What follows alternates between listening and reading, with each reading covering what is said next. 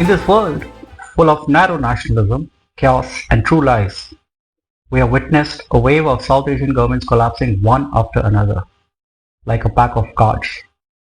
And this collapse is facilitated by young, anonymous protesters who rise to fame overnight as they lead the entire government demonstrations in the streets. These demonstrations could be backed by hidden global powers who are silently scheming and manipulating events sitting miles away, and these events could transform not just a nation but the entire region.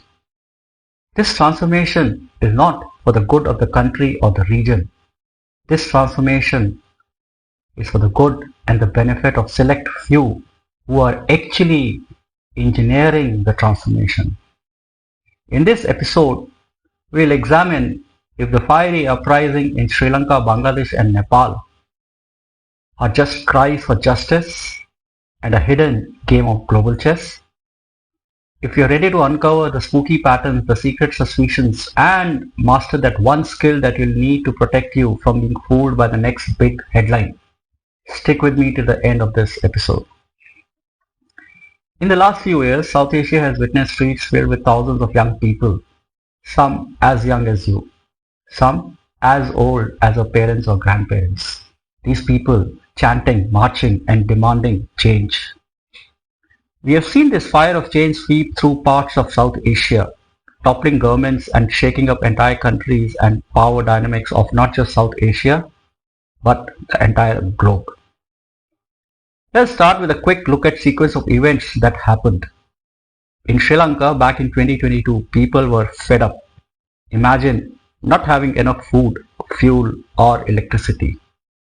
Lines stretching for miles just to get a bit of gas for your car.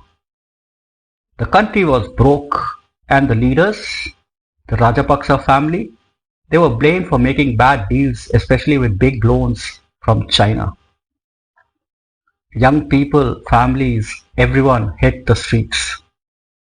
They didn't just protest, they stormed the president's house. By July, the president had to flee the country and a new leader took over.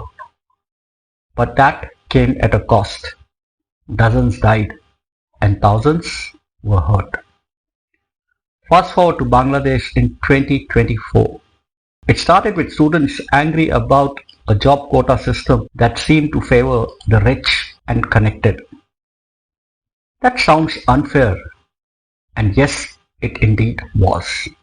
And that was the immediate cause of the unrest and people taking to streets.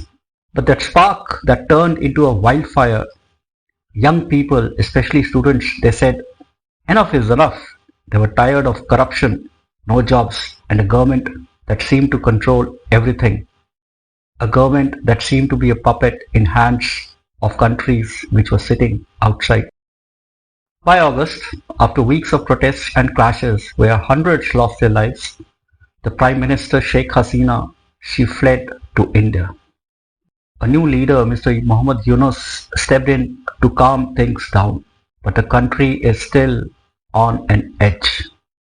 Now, Nepal in 2025. This one is happening right now as we speak. Nepal woke up one day and they found out that they can't use social media, and the government has banned it. The government had banned all social media in Nepal except the Chinese owned TikTok. Young people, who we call Gen Z, they hit the streets, furious about the ban, but also about the bigger problems. No jobs, leaders giving cushy positions to their friends and families, and corruption everywhere. The people took to the streets. They burned buildings, defied curfews, and faced police firing tear gas and even bullets. At least 19 people have died. And just days ago, the Prime Minister resigned. Nepal is still in chaos and people are asking, what's next?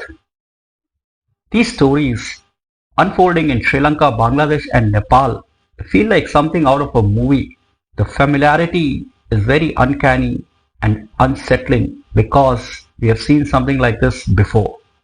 I get a sense of deja vu regarding the events in South Asia, as if They're echoing the past, particularly reminding me of the Arab Spring back in the year 2010 to 2012. The Arab Spring, it started in Tunisia when a young man set himself on fire to protest unfair treatment. That one act lit a spark across the Middle East. From Egypt to Syria, young people used Facebook and Twitter to organize, to demand freedom, and kick out leaders who had been in power for decades. Sounds similar yet again, right? Yes, it is. In both the Arab Spring and these South Asian protests, young people, often students, they led the charge. They didn't have a single leader. It was like everyone was spontaneously in it together using social media to spread the word. In Egypt, they gathered in Tahrir Square. In Sri Lanka, they took over the president's palace. In both places, governments tried to shut down the internet, but it only made people more angry. Now here's the kicker. Both times, these protests started with something small, a fruit seller's desperation, a job quota, a social media ban, but it grew into massive calls to change the whole system. Now here's a darker side. The Arab Spring didn't always end happily.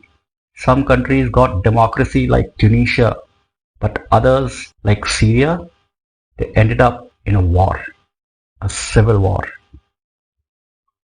In South Asia, we are seeing new governments step in, but things are shaky. In Bangladesh, there had been violence against minorities. In Nepal, some are even talking about bringing back a king. These changes create big questions. Who takes over next? And will things really get better? Now I'll bring in the big question. Who could be behind it? Now trying to answer this is where things get increasingly interesting and mysterious. A lot of people are asking, are these protests really just people standing up? Or is someone pulling the strings behind the scenes? It's like a detective story, and to decipher it, we need to put on our thinking hats. Now, one big clue to decipher this story is that all three countries, Sri Lanka, Bangladesh, Nepal, they had got super close to China in recent years. They signed deals for roads, ports and railways as part of China's big plan called the Belt and Roads Initiative. At the same time, they moved away from the neighbor India and sometimes the United States of America too. Then, boom, the protests happen. Leaders fall and new governments, they seem to be heavily inclined against their traditional friends like India and sometimes the West. Is that a coincidence? Maybe, but I believe that it is much more than what meets the eye. There is talk on web space that United States might be involved, using things like funding for local groups or even working through other countries to start up the protests. Why? To push back against China's growing power in Asia. And others, they say China itself could be meddling to keep its influence strong and weaning away these countries away from their traditional friends like India and the US of A. There are even whispers about groups like Pakistan's intelligence agency or local troublemakers adding fuel to the fire. But here's the thing, we don't have hard proof. It's all clues and guesses right now. It's like trying to solve a complicated puzzle with missing pieces. Take the US strategy in South Asia under Trump's second administration. It's been aggressive, aiming to counter China by reviving ties with Pakistan through military aid and intelligence sharing. And all this despite Pakistan's heavy debt to China via the Belt and Road Initiative. This includes $1.2 billion in aid to Pakistan in 2025 alone, ostensibly to create a southern flank against China. But that's pushed India deeper into Russia and even China's orbit. Look at the patterns. In Bangladesh, the 2024 ousted of Sheikh Hasina installed a pro-Pakistan Islamist government seen as a blow to Indian interests. In Sri Lanka's 2022 economic collapse, US-backed IMF terms favored Western creditors, indirectly shifting dynamics away from China. Nepal's recent political shifts have leaned anti-India, But the protest and regime change, it adds to the instability. Meanwhile, the US has pressured India directly with tariffs up to 50% on Indian goods and media leaks accusing Indian leaders of plots abroad. It's time to disrupt India's engagements with BRICS and Shanghai Cooperation. This has backfired, leading India's $50 billion deals with Russia and a border de-escalation with China in 2025, while US-India trade dipped 8% year over year. China has gained ground, upgrading ties with Pakistan and investing in Bangladeshi ports. It's like a high-stakes gamble where US attempts to encircle India have instead eroded its own credibility in a region with 1.9 billion people and a $4 trillion economy. Why do we need to think critically about all these events? Why am I actually telling you all this? Now that's because what's happening in South Asia isn't just about faraway places. It's about our world. Your world. Whether you are 12 and scrolling TikTok or 70 and watching the news, these events show us something important. Things are not always what they seem to be. Remember, truth can be created.